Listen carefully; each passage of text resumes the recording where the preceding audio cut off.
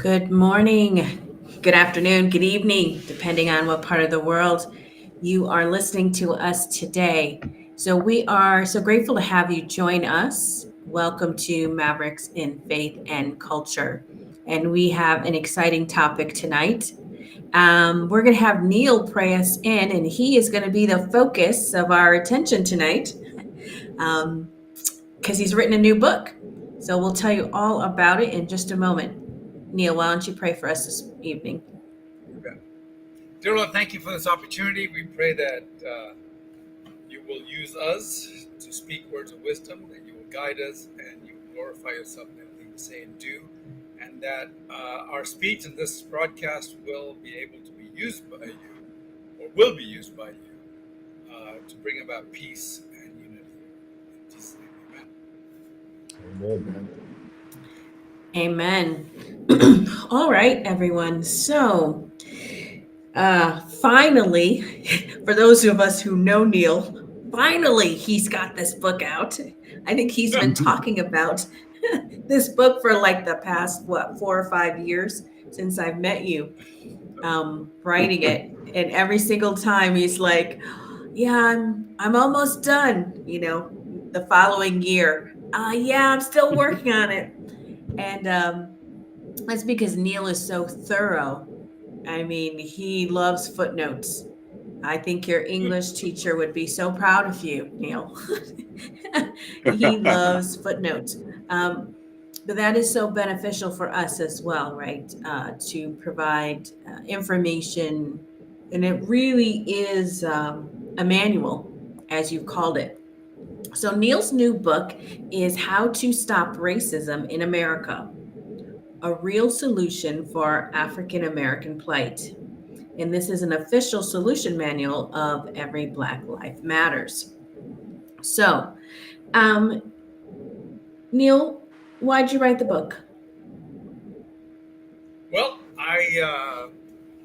if you talk about, if you look at the introduction, I actually talk about some of the incentives to writing it, because we hear we've heard BLM's cries that blacks are where they are because of racism. We've heard all the news about CRT, critical race theory, DEI, all these new things that are coming out, all to equalize, or I shouldn't say equalize, but to provide equity, apparently, to black folk. And so, and this is definitely something that we all care about, especially when EBLM was formed. It was formed with the understanding that, yes, there is really black plight. In fact, one of the first times that when I talked to Kevin, he said, yeah, if you look at the statistics of black communities, you'll see that there's higher unemployment, lower income, higher crime, higher death rates, less health, less literacy.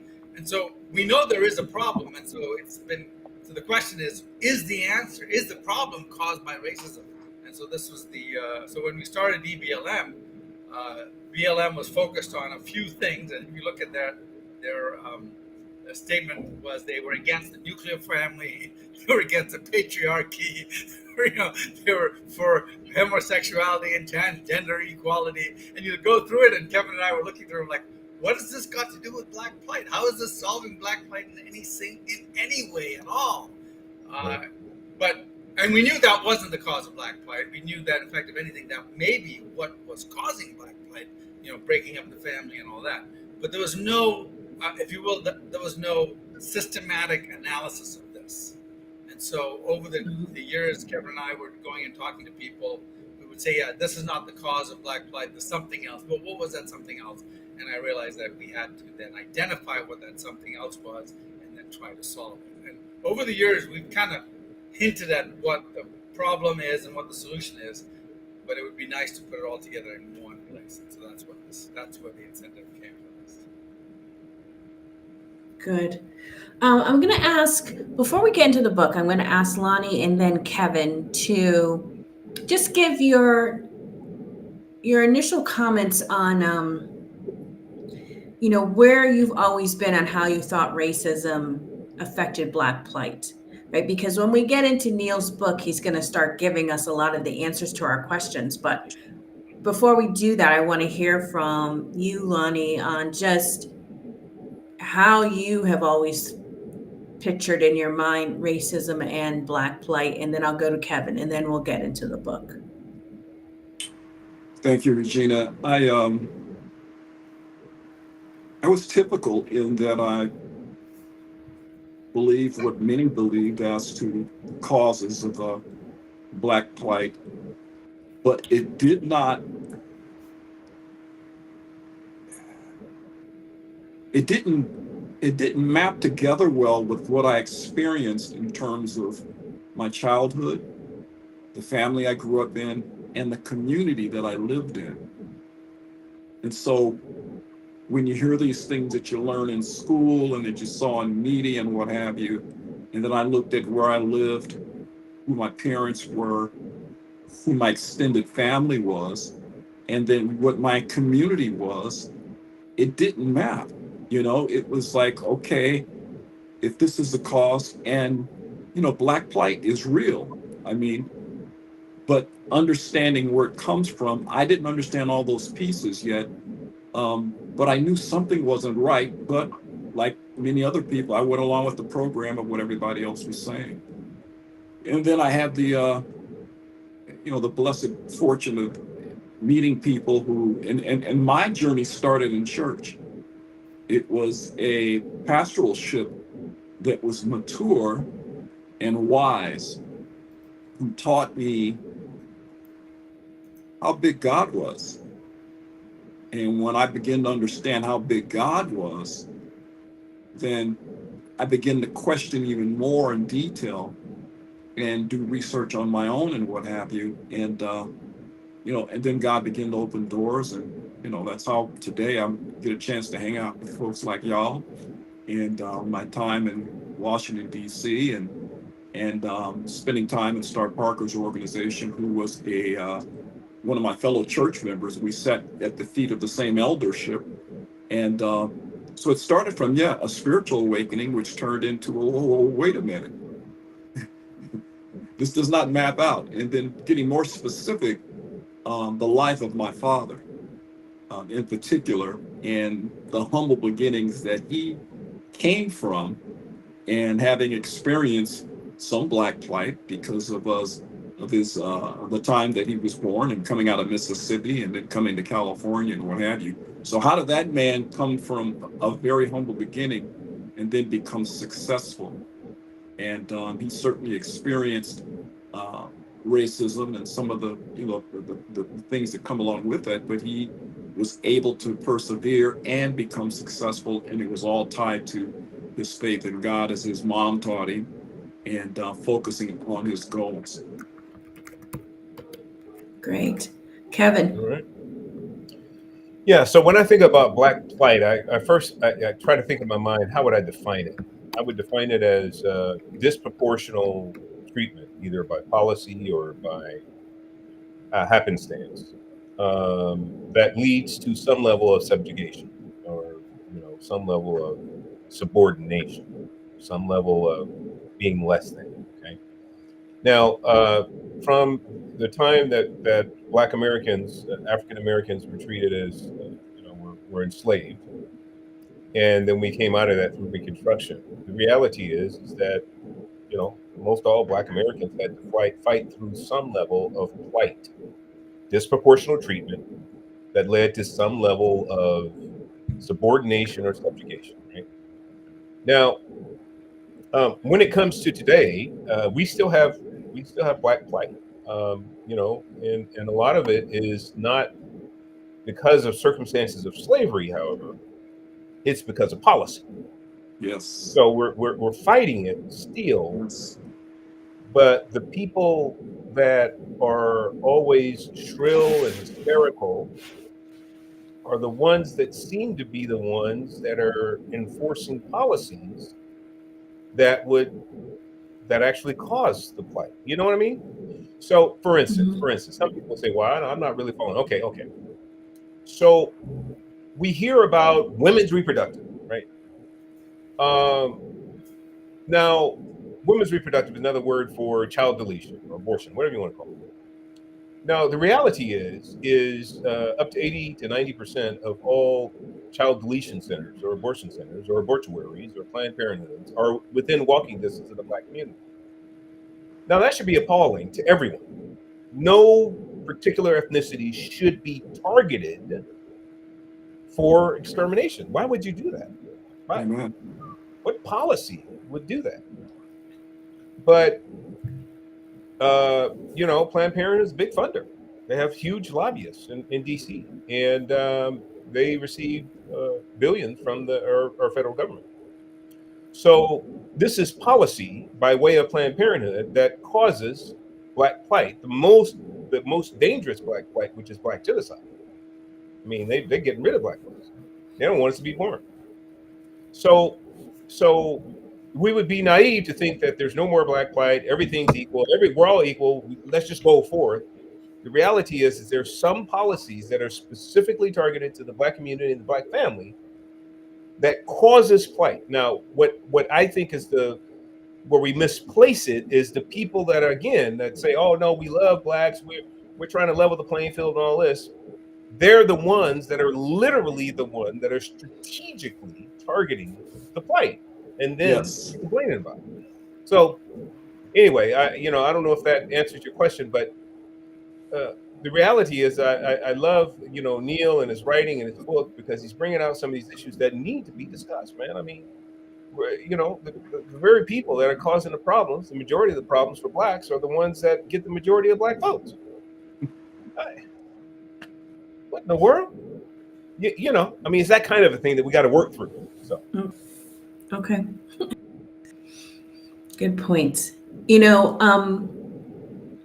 What I appreciate, Neil, about your book is that the language is very plain and it's very easy to follow, right? Which, if you guys have read his book, Jesus is Involved in Politics, right? You'd be like, this is two different authors here, because it's like he really thought about us small people who needed to be able to process through that. And what I also think is great, and I want people to be able to purchase this book simply because it's going to bring together some very key points. It's possible that there are people listening and like, why are Black people always talking about their problems? Why don't they just move ahead and, be successful and stop complaining? And what they'll do, which I think is great, and I don't want to give it away because we're going to get into it in a second, is what they do is they bring up all these other ethnicities and how they're doing well. It's like, so what's wrong with you? And we're about to get to that. Honestly, we are going to get to that. Just a brief part, because of course we don't want to give you the whole book because you need to go buy the book. But we're going to get to that. So let's jump in. So Neil, the first thing I appreciate is you made it a point to really identify using African American, and you hate using that term, that hyphenation. Explain that. Why was that important for you to say that first thing in the beginning of the book? Well, I mean, it's because when somebody says, "Are you what are you?" I'm an American, right? I'm not an Indian American. I'm not African American, born in Africa, raised.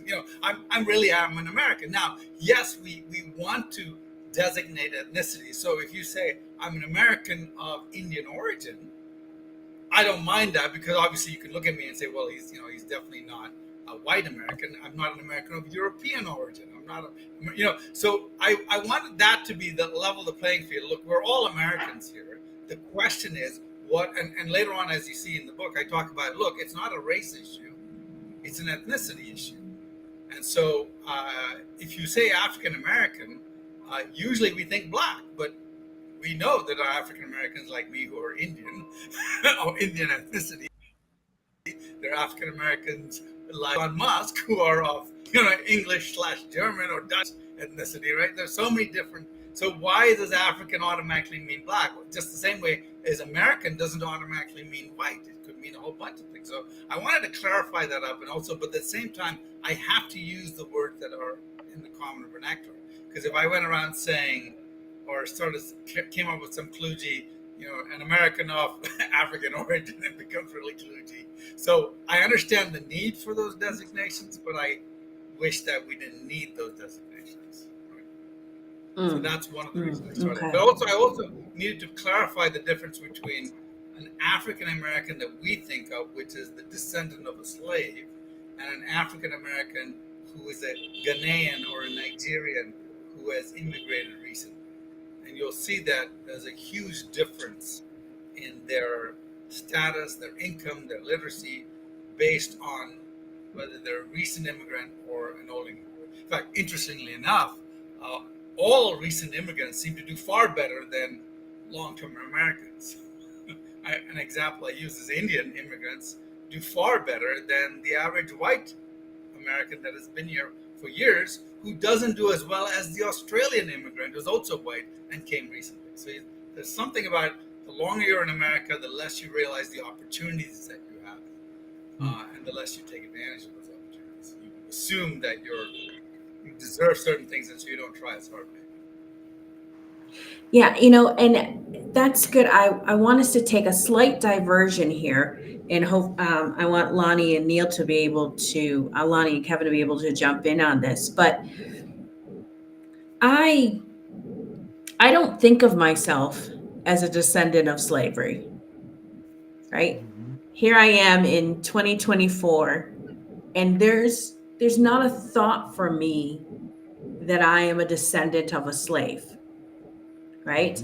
And so it doesn't shape my life. Like I think about, if anything, I draw my experiences from how I was raised, from my mom, who is from Jamaica. She was born and raised in Jamaica, came here.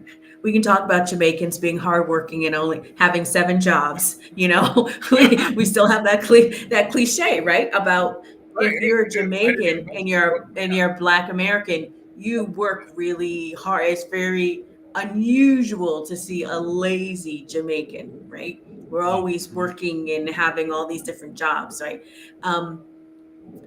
But if you just meet us in the street, we look like a Black American, right? And so ethnicity and culture is so important. And then I have my father, who was not a good man, and had many other problems with his extended family. So when I think about what shapes who I am today, I think about my parents, right? I don't go back to slavery. And so I find it difficult to keep having this argument that slavery is the reason that we're having problems, right?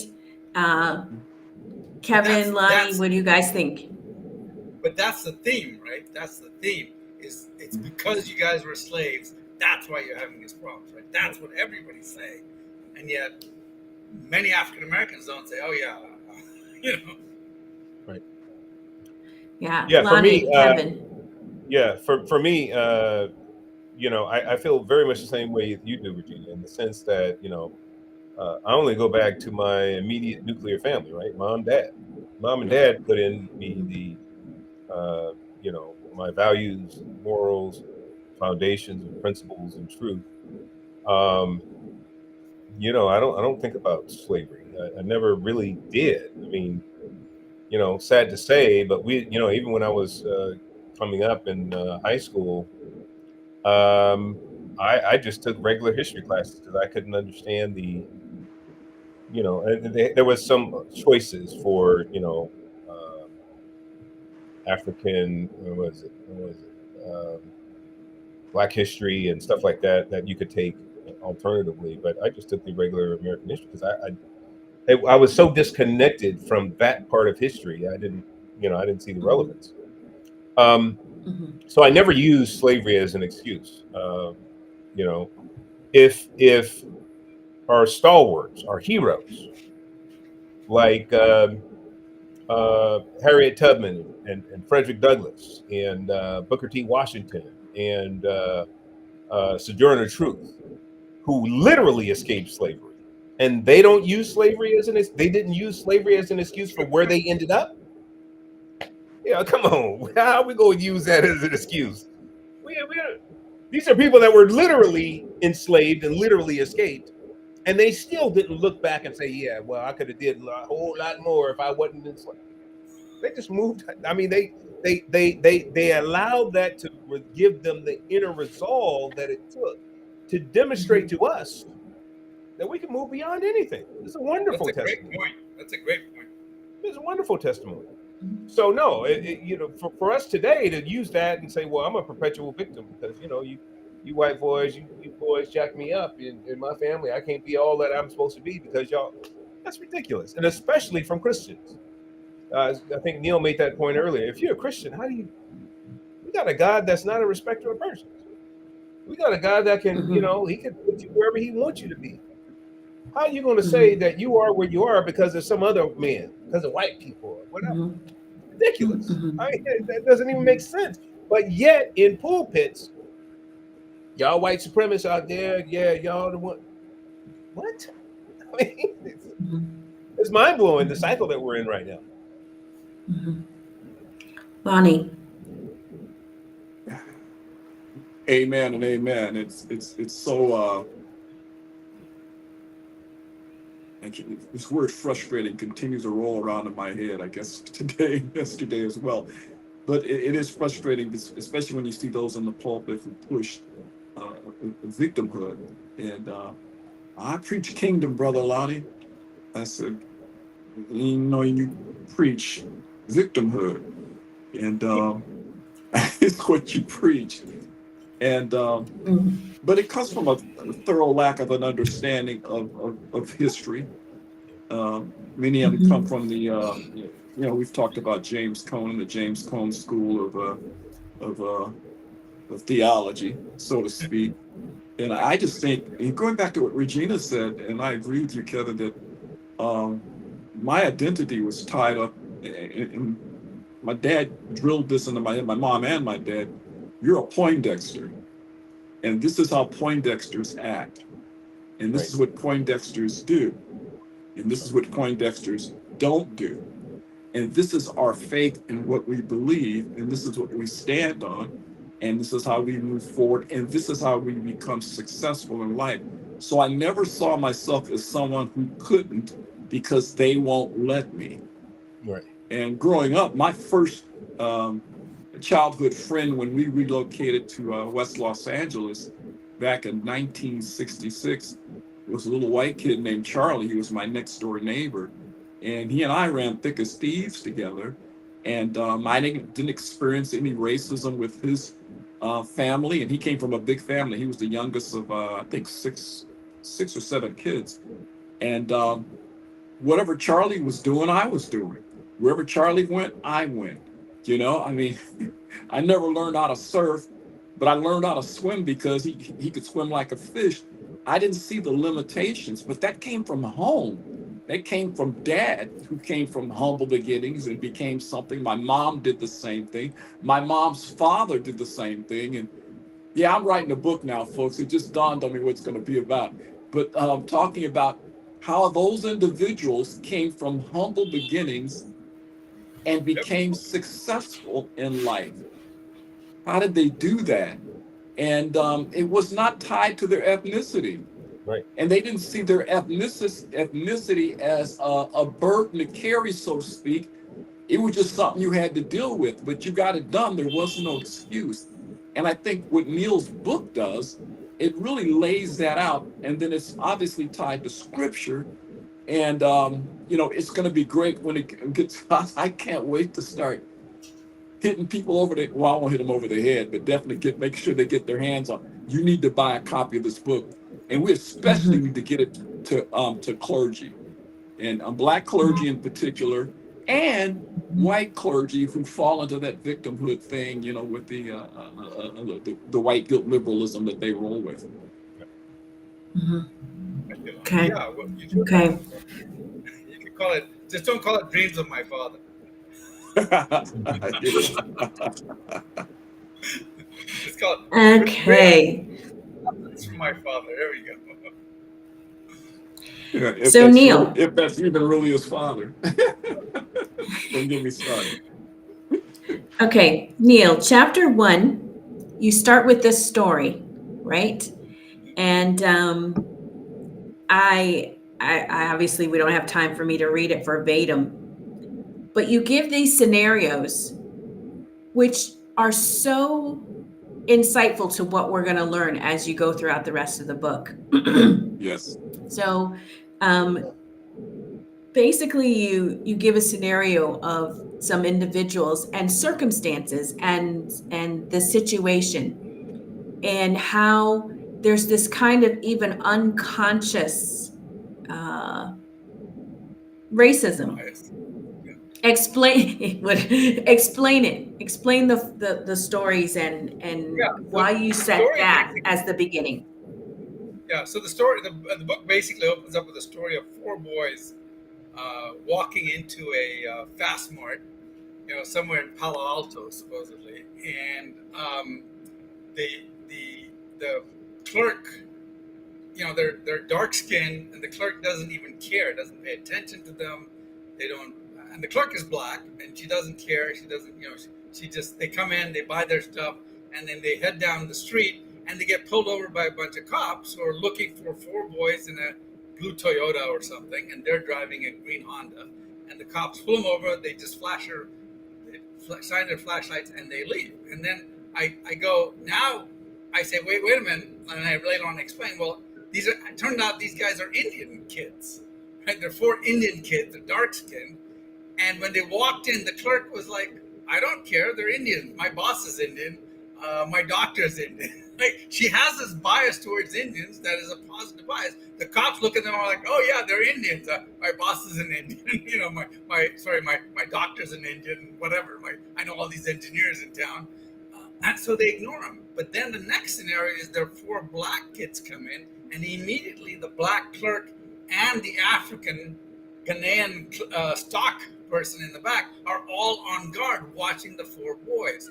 And now when the boys hit the police and they leave and they don't steal anything, they buy, just like the Indian kids, they just pay for their goods and they leave, and they get pulled over by the cops. But this time they sit on the curb for an hour as the cops check them out and look into what they're doing and all that. And I say the reason these kids, they leave frustrated and angry but alive, because their parents had the talk. The talk being, what black mothers tell their sons: if you ever pull up by the cops, answer all the questions, don't do anything stupid, don't make any sudden moves. They've had the talk, right? And then I say, okay. And then a few minutes later at the Fast Mart, four more black people show up.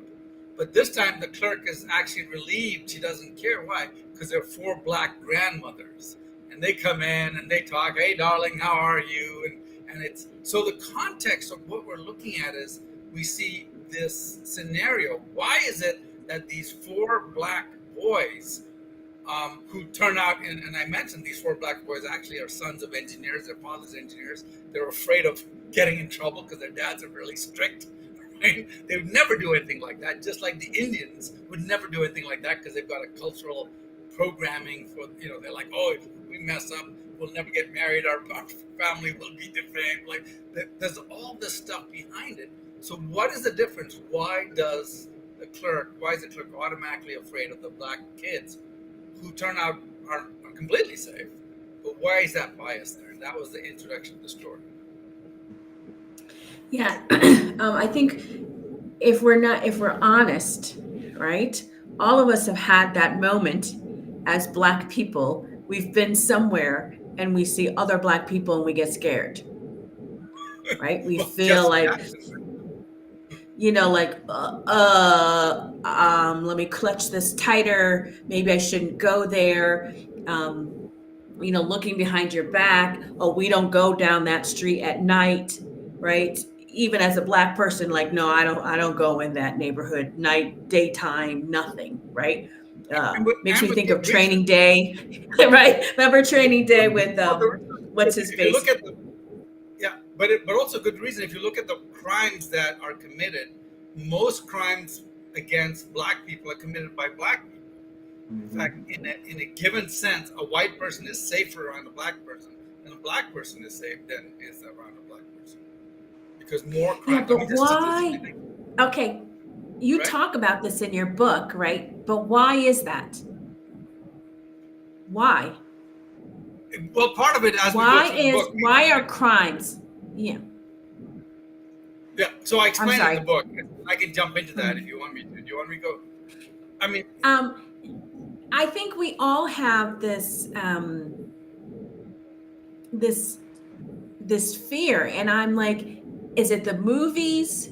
You know, have we been preconditioned to think that?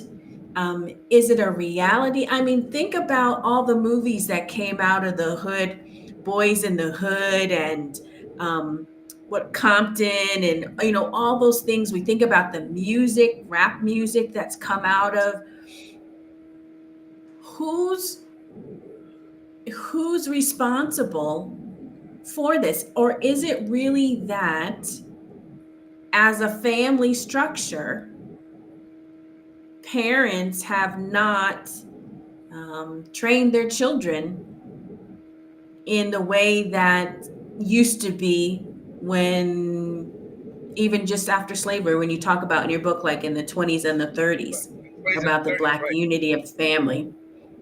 Absolutely. Go So ahead, yes, Neil. it's exactly that. It's exactly that. So what's happening here is quite simply this: as the family broke down, and I mentioned in the book, you go back to the 20s and 30s, blacks were doing really well.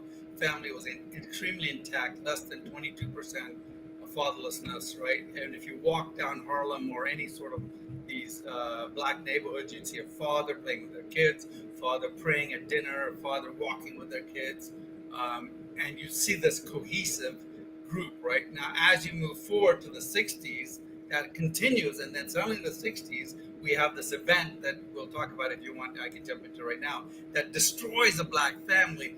And if you look at the graphs I show, the murder rate goes up in the 60s, the crime goes up in the 60s, the gangs go up in the 60s, everything takes off in the 60s, and the black family basically disintegrates. And so what are they doing? They've got gangs, and the literacy goes to zero, not 0 to 17. The literacy in the 30s and 20s and 30s, when they're surrounded by Jim Crow laws, surrounded by lynchings, they're surrounded by racists, the literacy rate is 70% in the black community. And now it's 17%, right? So you can see that something terrible happened in the 60s that destroyed the black family. And what that did is it created gangs. And so what do gangs do? They're going to fight against each other. And so that's one of the reasons why black people get killed more by other black people. It's not black people. The real issue is it's not grandmothers being killed by other grandmothers. It's young black men killing other young black men. And they're also opportunistic. So they'll mug people that, if you're an older person walking through the community, they'll mug you and take your money and all that.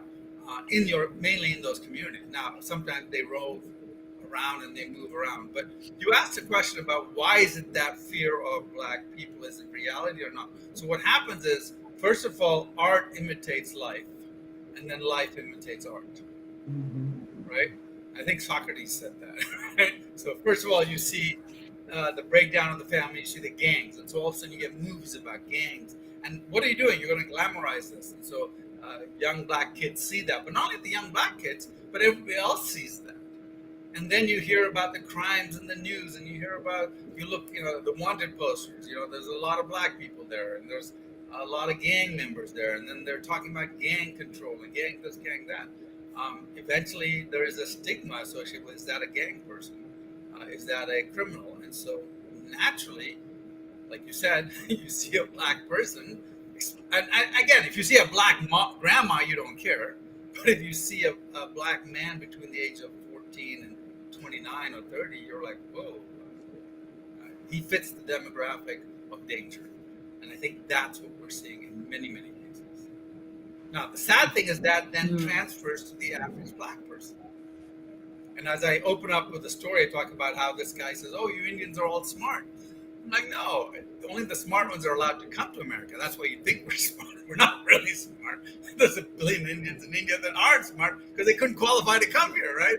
So you're only seeing smart Indians, but you automatically think all Indians are smart. In the same way, if you see a lot of black criminals, you automatically think black people are criminals.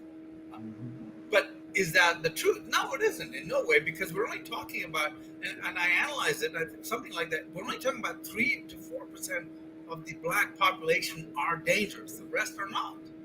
But that 3 to 4 population pervades the culture, creates the music industry, creates the movie industry, creates it pervades the news industry. So you see a black person, what do you think of? You think of something dangerous, right? Yeah. Lonnie, you wanted to say something? Oh yeah. Um, you guys know I'm a storyteller, but I'll keep it short.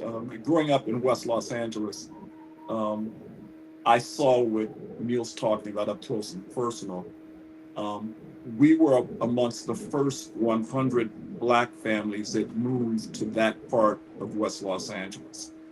So being there, and they're all homeowners, and some in custom homes, because some were entrepreneurs, professional people, all came from humble beginnings. But what was really interesting is we were looked down upon by other parts of our community, not where we grew up, but in the surrounding communities. And I was about 17 years old, and me and some of my buddies went to a high school dance, and we made the mistake of going to the wrong high school dance, and we were jumped on by members of this other high school who it was one of the founding high schools that had something to do with, not blaming the high school, but who attended there, that were gang members. And as they were wailing on our heads, I could hear them call us them uppity N-words from the part of Los Angeles where we were from. So there was a bias. Did they look like you? Look just like Did they have me. the same skin color? Okay. Okay, we got to make that clear. Okay. Yeah, it wasn't a bunch of white boys beating you up, right? No, it wasn't. And the only Nothing time hasn't happened, but you know. Yeah. The only time we could deal with those on the football field when we played football. But and that took place, and you could see that dynamic. Not mentioning that because it was around the same timeline that the black families were beginning to break apart. Because this was early 70s, so it started in the mid 60s, and with the implementation of those entitlement programs. And so you had those young black males from that part of LA. I could say almost exclusively they came from single parent households with no paternal influence. So these guys, and I'll get real specific, the gang was the Crips. So they're all wearing blue and all that. And if you know the history of the founder of the Crips, if he had a strong male influence in his life, in my opinion, would have been a lot different. Arnold Schwarzenegger could have stayed his execution and kept him from being killed, because Tookie Williams, one of the founders of the Crips, he was a bodybuilder and he was very talented. And so he used to work with Arnold Schwarzenegger. So Arnold becomes governor of California. Who would have thought? And then he had the chance to write, but because of Tookie's background and what he had been involved with, murders and all the things that gangs do, he didn't do anything. Tookie's no longer with us. But it all ties together with what Neil's talking about. And I saw it, and I still have one little knot right back here. It was a learning experience for me. But just because of where we live and the fact that we had, for the most part, I think on my street, there was maybe 1 or 2 families in the entire couple blocks in that area that were single parent households. All the other black families were where there was 2 parents. Now, what's astounded me, and I should mention this in the book in the next version I will, is how quickly it happened. Yes, very quickly. You lose the father in the home, and within 5 years, 2 to 5 years, those boys are rogue because there's no father to rein them in, to guide them, to punish them, to say, hey, this is what Poindexters do. We we are honest. We maintain. We work hard. There was no father there, and within 5 years, suddenly you have gangs, roving gangs. I mean, it's just surprising how quickly that happens. Yeah, roving bands of I call them roving bands of wolves. Yeah. It's how they operate, and all it takes is a strong presence. And mothers oftentimes can interject and be stop the progress. But most often, moms can only do to the point when they hit puberty, and then the rest of the statistics are bared Yeah. out. Well, once a kid is bigger than mom, and also mom's going to be usually busy. A lot of times, mom are trying to feed the family, take care of the family. They When the boy's out of the house, she doesn't see it. Right? So. Yes. Kevin? Yeah, just a couple comments because I just love Neil talking about his book and all the good material there. But just a couple comments. I think that what we're seeing is not only a breakdown, in amongst us, but when we put on our spiritual eyes, what we're literally seeing is a breakdown of the order, a God ordained order for the family. Yeah. His order is, look, I'm going to make a male. The male came first. Out of the male came the female, and that was they're working together to build a family. But the structure of the family begins with the male, so the male could be the discipline and the work and take on the appropriate forms of what God ordained that males should have. He didn't ordain women to not only take care of the house, but then be the head of house as well. And we have a lot of single family households now run by women. And when that happens, then there's something that's missing. It's like God ordained piece that's missing, right? So because of that, that's what leads to this now. So I see it as more of a spirit in the spirit realm. I see it as a satanic plot to undermine and disintegrate what God had made such a glorious union between husband and wife and raising the kids. This undermines it to the degree that you have a disintegration of the family, and then the larger community is all disaffected, and then you have what we now, and then it's inculcated in popular culture, and then you have what we now see in popular culture with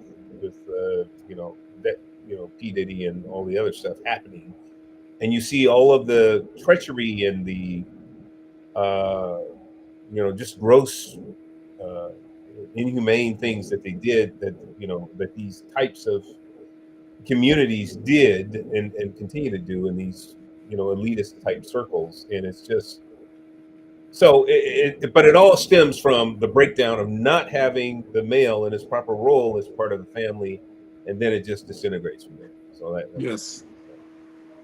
And it makes sense because the mom is the nurturer. She's the one who cares, and so it's harder for her to correct on a higher scale. Yeah, she is a discipliner a lot of times, but the dad needs to be the fear. You need to be afraid of dad, because especially when you're a boy and you're 13 or 14 or 15, dad needs. Mom can't do much. Mom can barely catch you. Forget it. And then once she catches you, you can stop her from beating you. Right? So I remember by the time I was 11, I was taller than my mom. Yeah. Right. I'm 6'2", and my mom is 4'11". Right? So there was not much he could do, but my dad was bigger. He was bigger than me until I was a lot older. Right. So. Yeah. Yeah, it was Neil, same in with your me. book. Go ahead, Lonnie. Go ahead. I was just going to say, same with me. Once I'd gotten to that age, I'd outgrown mom, and that testosterone was in you, and I always had something to say. But all she had to say was, "Well, I guess I have to wait till your father gets home and tell him how you're speaking with me." And then I would get instant religion and say I was going to become a monk.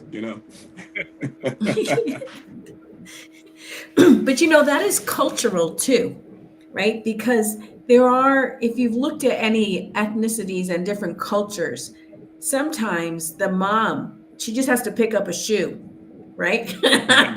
And even the big boys are like, oh, mama, I'm sorry.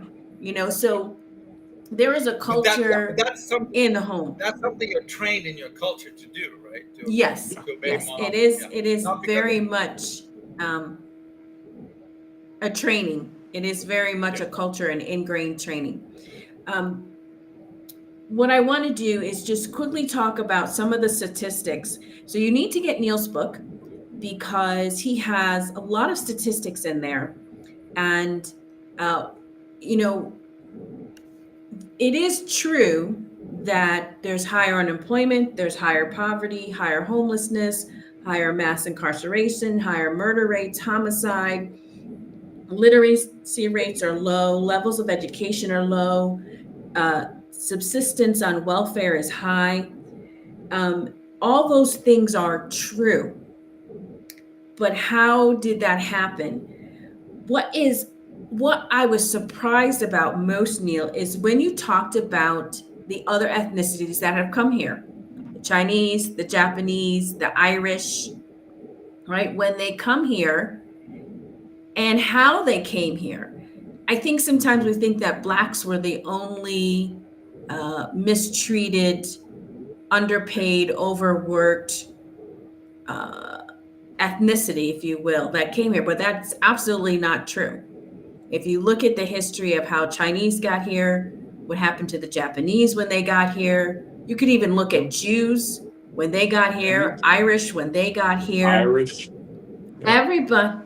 Everybody had that problem. And I think in your next version, I hope you cover it. We really need to talk about the Native American, the Native Indians, and Yeah. why I do. they are where they are. But so what I want you to do is, Because I do talk about Native Americans, and I say Native Americans are actually worse off than blacks. If you look at their income rates, their literacy rates, it's actually worse off than blacks. And the answer is because they've gotten more help from the government than blacks. right. And so this is where I want you to go now, right? Is when all these ethnicities that came in and had very hard to get going, there's one thing that didn't happen, but that did happen for Black people and happened even more so for Native Americans. So, talk about what was the shift in the 1960s that really disrupted the Black family most of all. So the tragedy is that the black family ended up being the key demographic that would allow Lyndon Johnson to win the 1964 elections. You see, the blacks had been voting Republican until 1877 when the Republicans betrayed the blacks. And so then they were kind of neutral. And it was probably about 50-50. But then in the 1930s, when FDR popped on the scene and tried to save them all from the Depression, a lot of blacks started voting for FDR, for the Democrats.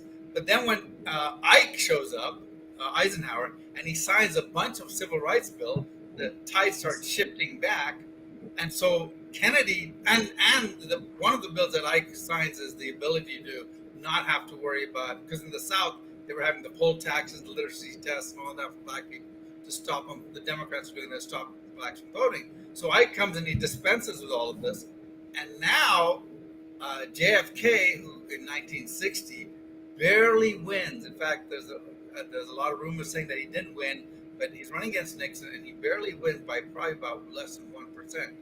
So his vice president is Lyndon Johnson, who is a well-known racist, who has voted against the law banning lynching, voted against the law banning poll taxes, which I kind of overthrew. And he realizes that the blacks are going to be voting. In fact, he has a comment that says, the day he becomes president, he says, I'm going to have those ends voting Democrat for the next 200 years. The very first thing he says, the very day that JFK dies and he gets appointed president and to replace JFK, he says that. And then later on he says these blacks are getting very uppity. They've been feeling their ability to vote and to swing things their way. And he knows he's going to lose the 1964 election. Right. And why is it so important he wins the 1964 election? Because there's a bunch of warmongers of the military industrial complex who wants to go to war in Vietnam, and JFK was not going to go to war in Vietnam. And I leave the conspiracy that was he killed because he wouldn't go to war in Vietnam. But within 8 months after he's dead, LBJ says we're going to go. Basically, we're going to do a police action in Vietnam, and they have a fake Gulf of Tonkin, and we talk about all that in the book. But anyway, so he's now stuck with this. Well, wow, I'm going to lose the election. So what does he do? Well, he brings out the New Deal, and he sends somewhere. I've heard up to 100,000 social workers, but I've only been able to figure out actually document about 20,000, but it could have been as many as 100,000 social workers into the black communities, and convinces them to take welfare, but the condition for welfare is there can't be a man in the house. And they go, well, why would there not be a man? Maybe they gave only welfare to people who had men in the house. But the reality is we have actual documentation. We have interviews that we did with people who said that the social worker would come to their house with the father in the home and argue with them to kick their father out of the house because they would get twice as much money. And that starts around 63, 64, and by 65, by 60, the election of 64, blacks are voting for Lyndon Johnson. He wins that race, and of course now he's thinking about, because he can run again in 68, right? So now he's thinking about 68, and he pushes that out, and we see, if you look at the graph in the book, you see marriage, single parent families in black families goes up, and the crime goes up, and homicides go up. All right there in a big spike, all right after the other, and everything falls apart. And it's so interesting that we will skip over how government and social services disrupt the family and go all the way back to slavery as the problem, right? Mm-hmm. I mean, like, why go back? All you have to do is go back maybe 40 or 60 years to see that. But we want to go back 100 years or so, Right. and skip over what was the real defining area that we can see statistically. I mean, we can really see it statistically as that is the reason. Well, it's Go if you ahead, don't mind me guys. I know jumping you in, want to comment. it's an inconvenient truth. If you tell them and you show them and you say, look, this is where it all started. The reason why you're experiencing plight today is because of this and this and this. And guess what? It all leads from the same root. The root was a particular party at a particular time. And if you follow that root all the way back, that root was also the key to slavery, the lynching, KKK, and everything else. But that's too inconvenient for people who are, for lack of a better term at the moment, smitten and entranced. There's a psychosis, a literal psychosis that goes along with this that's coming out in my book. And so it's just too inconvenient of a truth. They can't rationalize that. And so they it's easier for them to just skip and say, well, oh no, let's go back to slavery and let's blame all white people. It's a much more convenient way to do that as opposed to, their altar that they've built their whole life around, their altar that they've built their whole political identity around is their party. That's their religion, really. It takes precedence over the Bible. It's the party is their religion in actuality. How they live it out is what I'm saying. So when you have that kind of a stronghold, you're not going to get to that. I think it is spiritual in nature but sometimes I even wonder about that if it's not a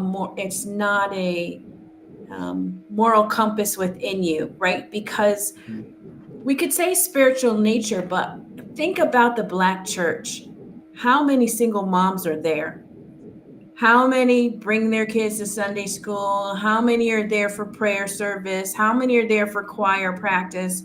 And you couldn't dare tell them that it's a spiritual nature issue, right? With why our communities, why are you a single mom? Who did you sleep with before you got married? Who did you decide to marry that you really shouldn't have, right? Where did you go with your direct dreams and aspirations of having a career or furthering your education? How is it that we pay your tithes, give special offering, go to prophetic conferences, and you're still getting welfare, right? Mhm. And it's like, like you have to choose one or the other. Like you can't do all these outward things with church, and religion, and then still in your life, this is how you live, this is how you're taking welfare, this is then how you're dressing, how you allow your children to dress, what you allow them to listen to, what's acceptable. And then you wonder why you can't move out of poverty. You wonder why your children are having problems. And like it's more convenient to just say there's an oppressive system rather than, you know, as even as a Black female, like keep your legs closed. I can say that. You guys can't say that, right? But I can say that. It's like keep your legs closed. If you keep your legs closed, man, your opportunities for success and what you're going to do are going to go so much higher. I know what he's saying, right? I know what the boy's saying, how he makes you feel, but keep your legs closed. If you do that, you could significantly impact your life, the life of your community, because it's going to change your trajectory once you start having sex. What if you get pregnant? What if you choose the route of abortion? Like there's so many spiritual aspects that are affecting you that you can't, like what's the Bible say, that salt and fresh water can't come out of the same vessel, right? So you can't be taking welfare and saying that I'm going to get this assistance and it's going to help me, and at the same point you're in church depending on God to do things, but you don't walk it out when you're at home in the dark at the club, feeling But lonely. I mean, to be fair, the insidiousness of government help is so pervasive. I mean, It is. and I have a whole chapter on how the most the most dangerous words in the English language is "I'm here from the government. I'm from the government and here to help you." Ronald Reagan. The insidiousness of that is so huge because you can look through all these other things. I mean, a good example, and I don't think I mentioned it in the book, but uh, in Idaho, the governor was not going to ban the transgender mutilation of kids under the age of 18. Why? Because the two biggest hospitals here were pushing him, because every child that goes through this mutilation, the hospital gets $400,000 from the government. Wow. So if they did 2,500 kids, that's $1 billion that they would get from the government, and they were standing to lose $1 billion. So they're pushing on the governor, who's supposedly a Republican. He's a rhino, but the insidiousness of that government, you look at it and you go, my goodness. I mean, look at COVID, the billions or trillions of dollars that the medical companies get. You look at the vaccine schedules, you see all this there, and you go, I mean, and to be fair, it all makes sense, because if you want to kill a lot of people, let's say you hate God and you want to destroy His creation, the best place for you to infiltrate is the government. Yep. Mhm. Because nobody can kill more people than the government can. That's right. So naturally, the evil one, it's a spiritual battle, is going to infiltrate government and try to control government and try to kill people. And the easiest way to get people to do what you want is to hand them some money. Right? And Margaret Sanger, we'll give some pastors some money and have them go out there and convince people to accept abortion. So, Neil, how do we stop the government money? How do we stop this? Well, sadly, and I started with how dangerous government is, and I say the problem is to get government out of the equation is very hard. So the only real way to get government out of this, and I have a couple of suggestions. One of them is whatever theory principle we come up with has to have a sunset clause. So if we say, for instance, one way to improve literacy is to provide vouchers. But you don't want to provide vouchers for more than 20 years, because then guess what happens is then the people who accept the vouchers now are behest to the government, and now the government can control everybody, right, who accepts vouchers, and so everybody's literacy rate will go down. So you've got to control that. So you have a 20-year thing. You give vouchers. So black parents, 80% of black parents want to take their kids out of public school and give them to a school that doesn't have gangs and doesn't have violence and that can actually learn. And that's why the literacy rate went down, because of the gangs and violence in public schools. Every time vouchers have been used, black kids have done phenomenally well, right? In fact, they've just competed equally with everybody else. There is no black gene that says you can't study. You don't need to dumb things down for blacks. They're really smart, as we know, right? But every time you say, "Oh, no, you got to do this," well, you're as Kevin's favorite thing, you're infantilizing blacks, right? So that's one. Two, what about reversing what we did with parents? Rather than you get more money if there's no father in the home, what if you get more money if there is a father in the home? That you have to be, first of all, you have to be married, and two, you have to be genetically related to some of the offspring. I know that one of the statistics we notice is that multiple black women in the inner cities have multiple fathers, so they have kids that are not related through their father. So you find a father who is willing to support you and stay in the house, and then the government gives you more money if that's the case. Again, gotta have a sunset clause. Remember, it takes 5 years to destroy everything, so it might take 20 years to try and reestablish them.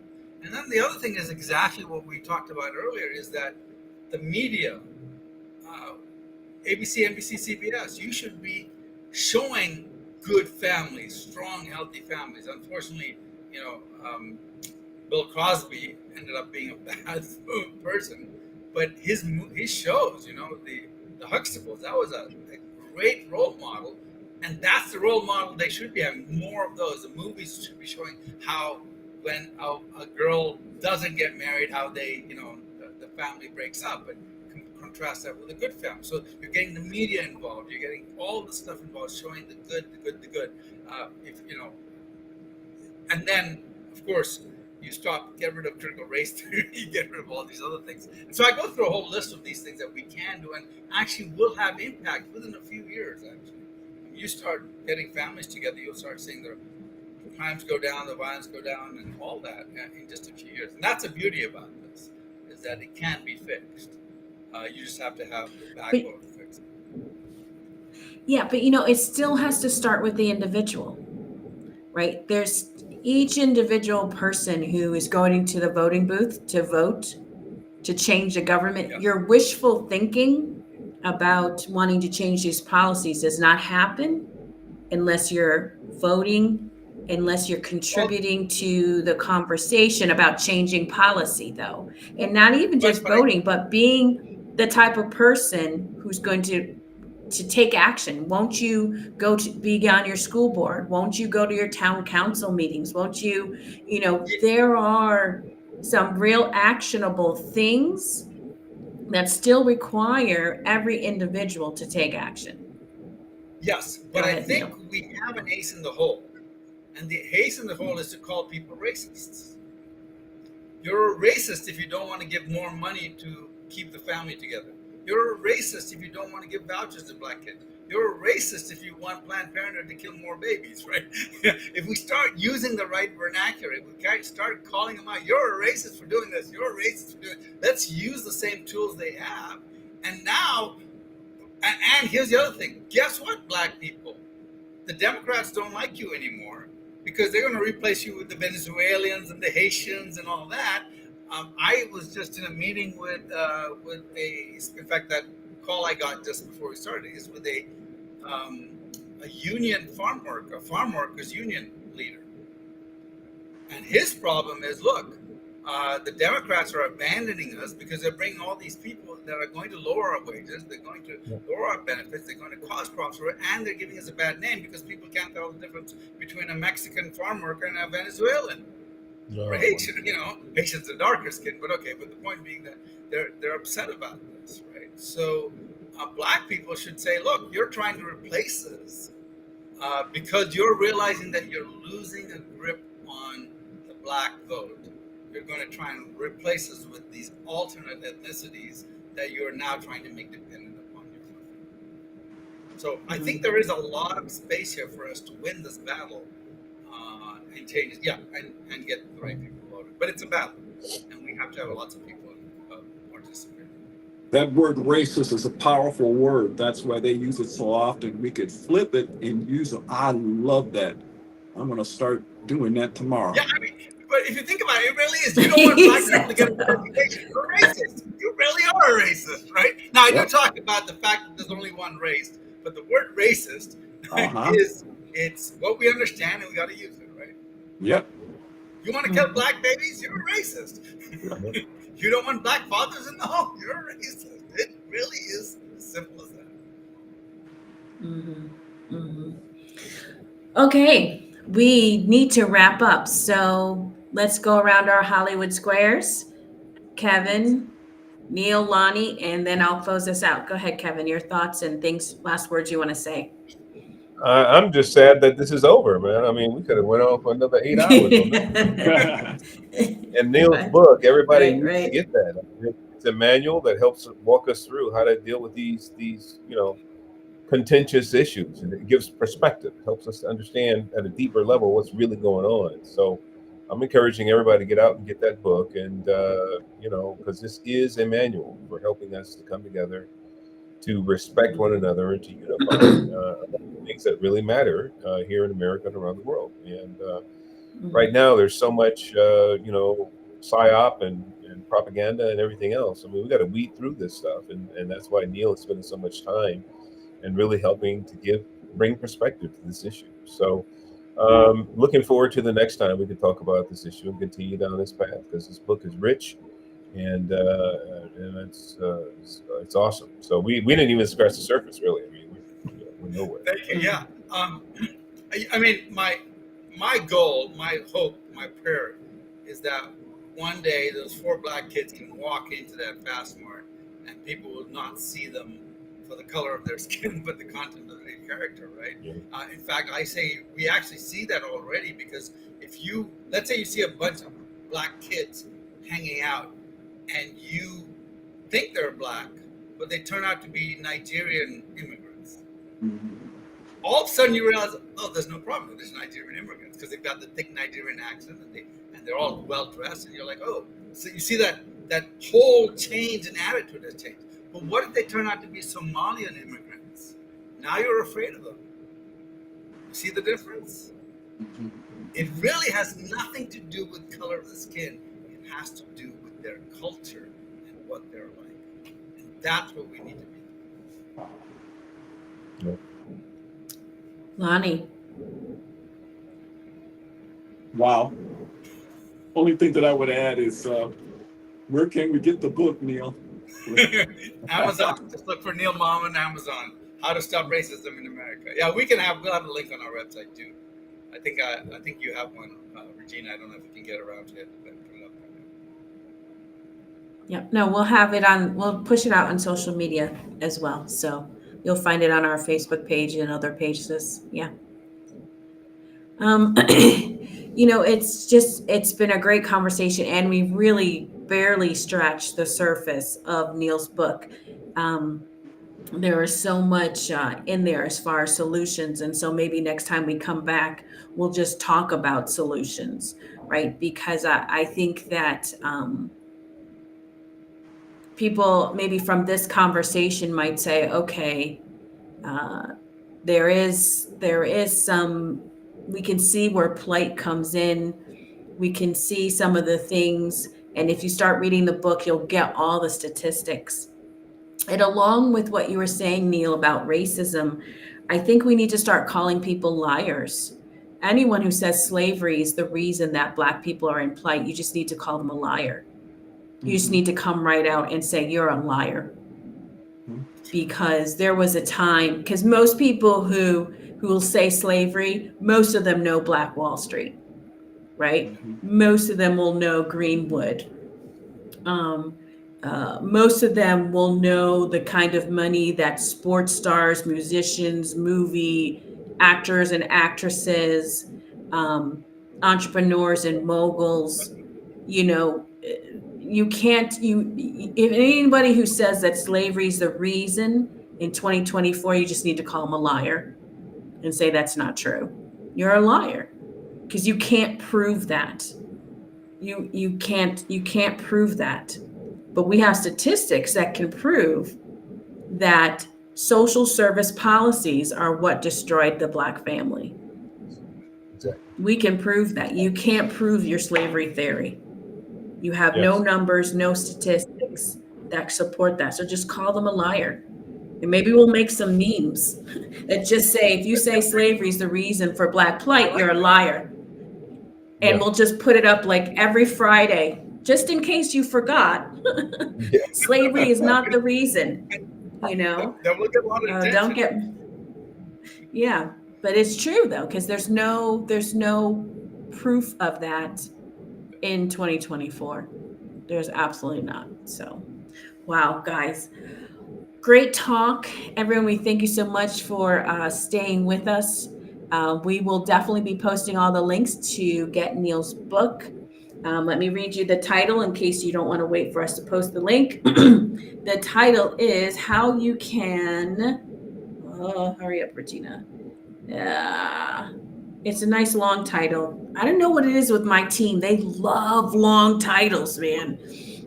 How to Stop Racism in America, A Real Solution for African American Plight by Neil Maman. Neil, thank you guys. Thanks so much. Everyone, have a good night, and we'll see you again in 2 weeks. Bye.